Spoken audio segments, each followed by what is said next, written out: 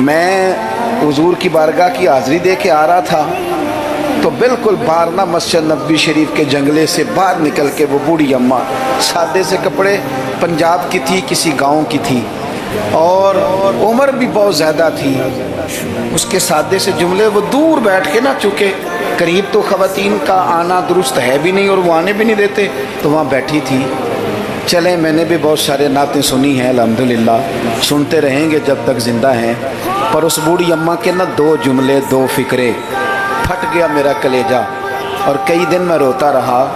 वो अपने लबो लहजे में ना, अपने अंदाज में, सादे कपड़े उसके और सादा पुराना दुपट्टा और ज़मीन पे उसी तरह बैठी थी जिस तरह गरीब लोग बैठ जाते हैं रोटी खाने के लिए, मज़दूर बैठ जाते हैं। पता क्या कह रही थी, नात क्या पढ़ रही थी, क्या उसका अंदाज़ था नात पढ़ने का।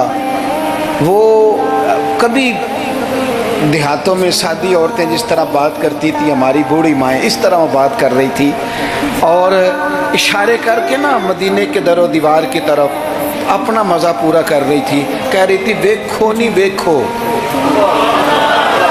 उसका लहजा है, उधार लेके बात कर रहा हूँ, उसका लहजा है, उसकी बात है और शेर में वज़न कैसा है और जुमले की तरतीब कैसी है ये शायर बताएंगे। मुझे तो लुत्फ़ आया था तो मैं बात आगे नकल कर रहा हूँ। वो कह रही है और वो मतलब आवाम को मुतवज्जे नहीं कर रही, वहाँ तो है ही कोई नहीं, अकेली बैठी है, अपना ज़ौक़ पूरा कर रही है। और लगता है कि वो ना, मुझे यूँ लगता है कि जैसे ना वो हुरो गिलमान को मुतवज्जे करके कह रही है और उसकी आंखों में आंसू हैं। थोड़ी देर इतना रोती है कि आवाज़ बाहर आती है उसकी, फिर दोबारा बात शुरू करती है, फिर अपने पल्लू से आंसू पहुँचती। कहती क्या है, कहती है, वेखो नी वेखो किड्डे करम कमाए सू, मेरे जे गंदे मंदे भी दर ते बुलाए सू।